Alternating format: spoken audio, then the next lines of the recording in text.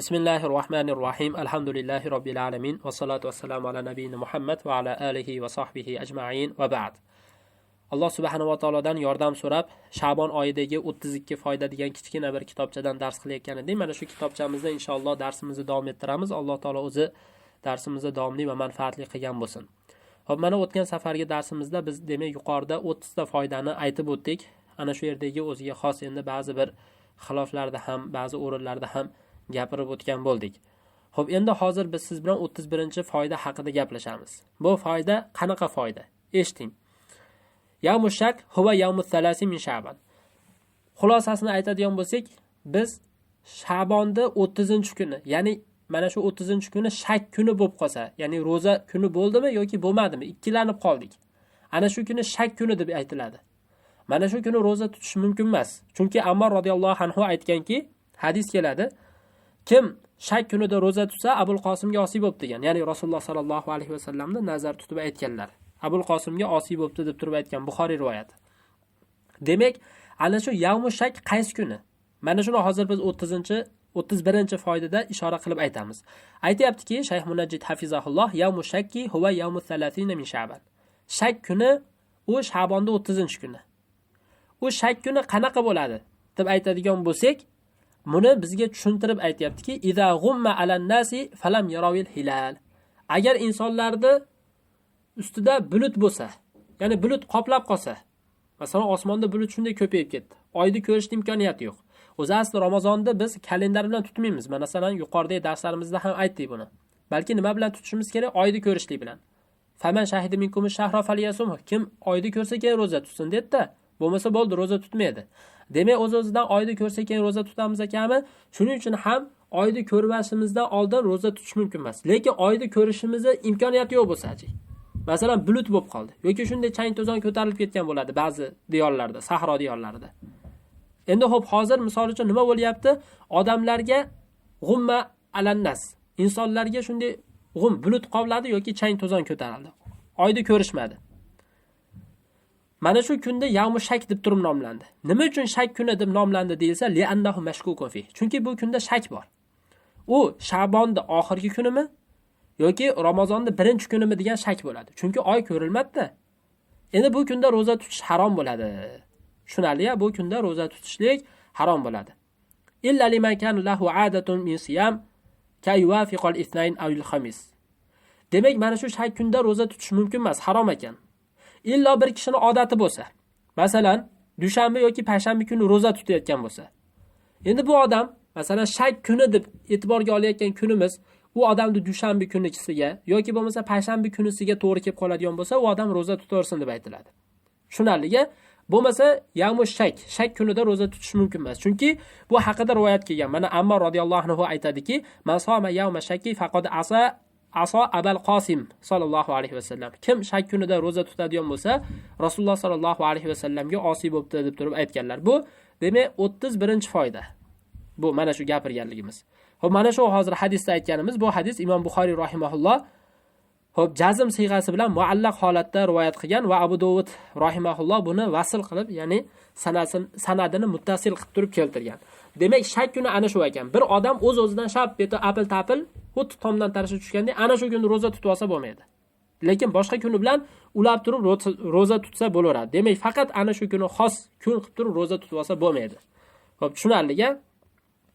Endi biz 32-foydani gapiramiz. 32-foyda qanaqa foyda?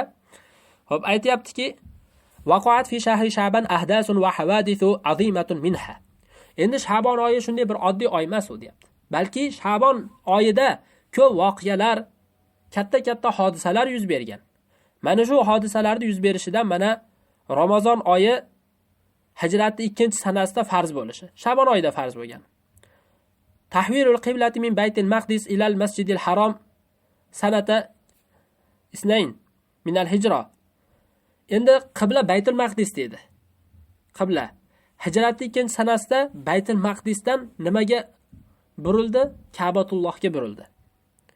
Va qila bal kana zalik fi Rajab. Rajabda deb ham aytilgan, Jumadul oxirda deb ham aytilgan. Xullas, bizga hozir kerakli yeri Sha'bon oyini ulug' oylardan ekanligiga targ'ib qilib turib, bu yerda shuni keltirgan. Va hamda payg'ambarimiz sollallohu alayhi vasallam hijratning 3-sanasida mana shu Sha'bon oyida Hafsa onamizga uylanadi.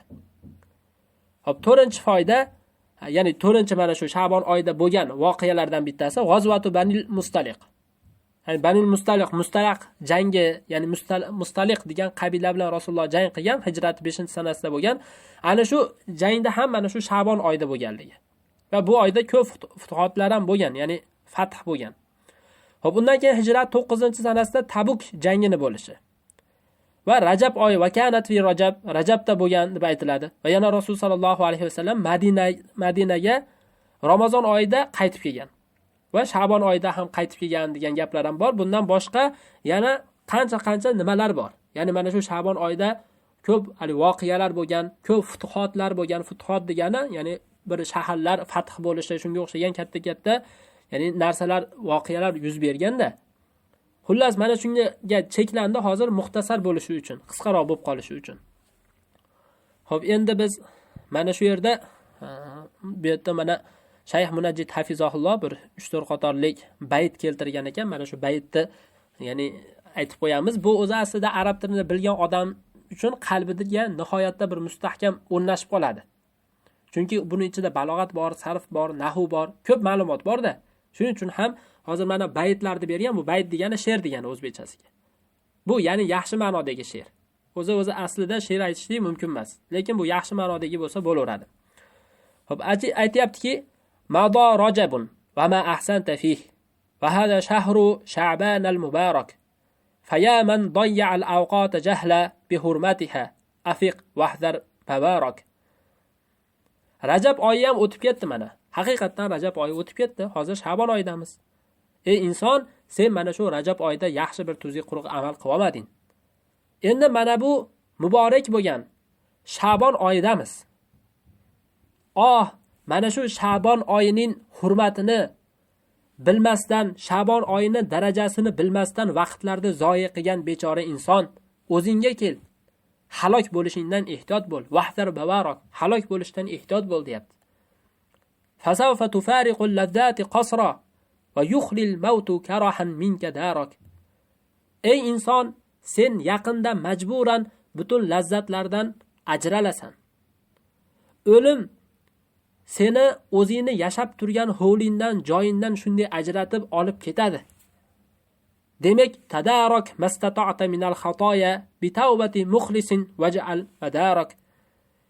Imkon qadar muxlis bo'lgan, ixlosli bo'lgan odamning tavbasi bilan xatolardan o'zingni tuzat. O'zingni tuzat. Waj'al madaraka ala talabi salamati min jahim. Jahannamning o'tidan salomat qolishni xohlaydigan bo'lsang, o'zingni asosingni mana shu qilib olgin. Ya'ni jahannam o'tidan salomat qolishlik o'zingni asosing bo'lsin. Fa khayru zawil jaroim man tadarak. Gunohlari ko'p bo'lgan kishining eng yaxshilari o'zini isloh qilib ko'p tavba qilib qolgani, man tadarak degani mana shu. Ya'ni xuddi bu hadisga ishora qilmoqchiki, kullu nadam xato'un khayrul xato'ina tawwabun. Har qanday odam bolasi borki, u xatokorlarning yaxshisi tavba qiluvchilar deb turib Rasululloh aytgan. Demak, mana shu hadisga ishora qilmoqchi.